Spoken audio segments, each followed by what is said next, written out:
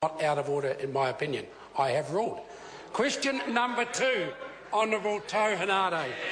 Thank you, Mr. Speaker. My question is to the Minister of Finance. Order. Well, you think I'm going to listen to you, Order.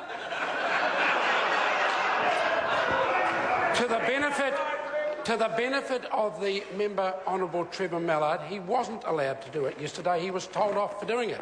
And the member now is only going to create more disorder when I ask the member to ask his question by Mr Mallard continuing to interject. Honourable Tau Henare. Mr. Speaker, my question is to the Minister of Finance.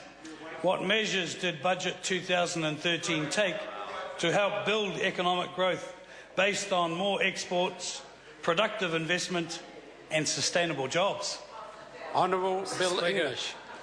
Quite a number, including the government remaining on track to surplus, which will help keep interest rates lower than they otherwise would have been and free up resources for private sector investment, in particular signalling a path of significant reductions in ACC levies. The budget also provided $400 million over 4 years for an internationally focused growth package, including considerable extra investment in research and development, tourism and international education, and there were significant measures to address the issue of housing affordability and the potential damage that a housing bubble could do to the broader balanced economy. Supplementary question, Honourable Tau Henare. Mr. Speaker, what other measures has the government taken since we won in 2008 to support the rebalancing of the economy?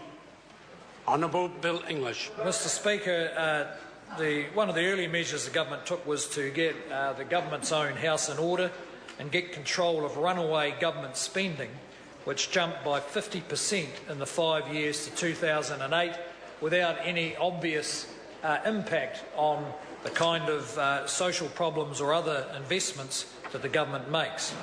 There were no revenue stream to pay for that kind of massive increase in spending.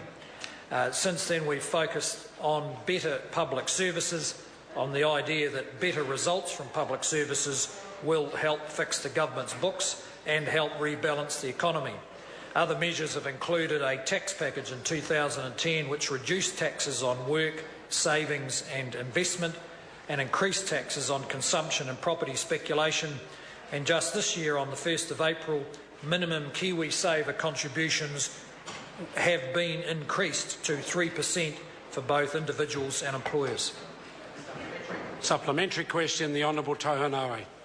Mr. Speaker, given the government's focus on building more sustainable growth, what progress is being made in rebalancing the economy towards more exports, more savings and increased productive investment?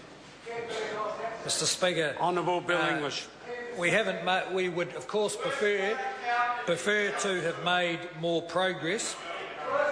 The tradable sector has grown since September 2010 at about the same rate as the non-tradable sector, and households are saving a bit more.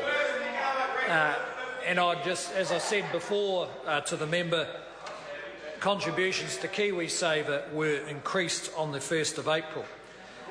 This has been considerable improvement on the previous few years. The tradable sector actually went into recession around 2005 before the rest of the world under the previous government.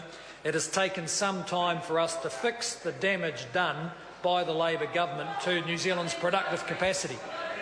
Supplementary question, the Honourable David Parker. Correct. Has the Minister seen the latest forecast from the New Zealand Institute of Economic Research, which forecast that under his mismanagement, the current account deficit, which is already worst in the developed world, will increase to 10% of GDP in 2017, $25 billion, while export growth slumps, unemployment stays high? And if so, how does that point to anything other than his failure to rebalance the economy?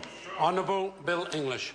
Well, Mr. Speaker, that's a forecast and we could argue about whether we agree with it or not.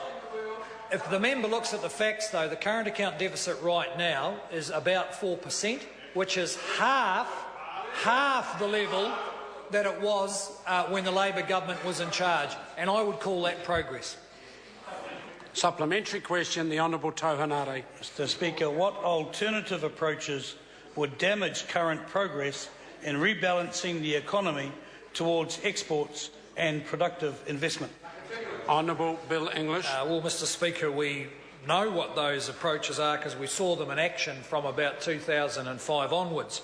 They include high rates of increased government spending, wasteful government spending, more costs and taxes for households and businesses, more government control of more of the economy in a way that chills private sector investment and destroys the kind of confidence that undermines jobs and growth. The government is very pleased to see rising business confidence and a growing willingness by New Zealand businesses to create more jobs by investing more cash. Question number 3, Materia Ture. Thank you, Mr Speaker. My question is to the Prime Minister in Ask.